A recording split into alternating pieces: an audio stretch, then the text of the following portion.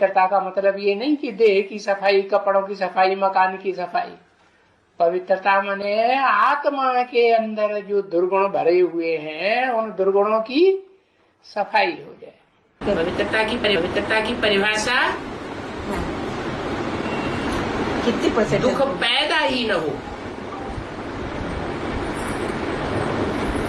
जो भी कर्म करें कर्मेंद्रियों से कोई भी प्रकार का दुख उत्पन्न न हो तो कहेंगे पवित्र। अगर थोड़ा भी दुख अनुभव होता है, दुख की पैदाइश हो जाती है, तो क्या कहेंगे? अपवित्र। संपूर्ण पवित्रता अर्थात अतीन्द्रिय सुख, इंद्रियों के सुख की याद ही नहीं रहेगी। इंद्रियों का सुख आकर्षण ही नहीं करेगा मन बुद्धि को, और वो प्राप्त करने के लिए इंद्रियों का सुख स्वेच्छा से त्यागना पड़े। क्या जबरियन तो धर्मराज भी त्याग करा देगा, लेकिन अभी क्या करना है?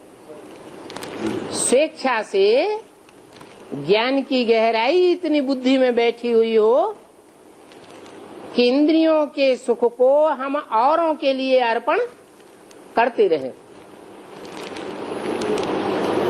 स्वयं भोगने की इच्छा न रखें। पवित्र का मतलब क्या है? पवित्र का मतलब देह की याद आना बंद। देह की याद ना आए। क्या याद आए?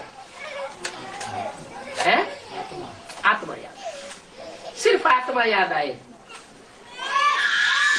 तो ये इतना पुरुषार्थ कौन करेगा? 500-700 करोड़ आत्मा इतना पुरुषार्थ कर लेंगे? नहीं करेंगे। तो फिर तरकीब निधी हुई है। क्या तरकीब निधी हुई है? जो अपने आप पुरुषार्थ नहीं करेंगे तो उनके लिए धर्मराज बाप बनकर के बैठा हुआ है। क्या करेगा? है वो दंड देगा। जिनके जिनके पाप कर्म भस्म होने से रह जाएंगे, आत्म की स्थिति में नहीं रहेंगे, तपस्या नहीं करेंगे, पाप कर्म भस्म नहीं करेंगे, तो उनको बाप फिर धर्मराज के साथ हिसाब किताब चिपटू करेगा। बहुत कड़ी कड़ी सजाएं हैं।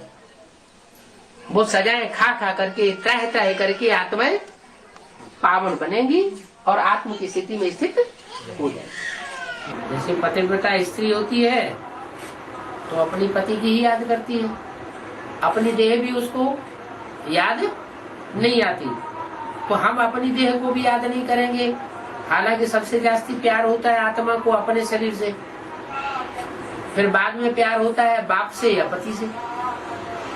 लेकिन हमारी बात निराली है, हमको अपनी देह को भी याद नहीं करना है। अपनी देह को भी याद नहीं करना है, कोई की भी देहधारी की देह को याद नहीं करना है। होलीएस्ट बनने की मुख्य बात है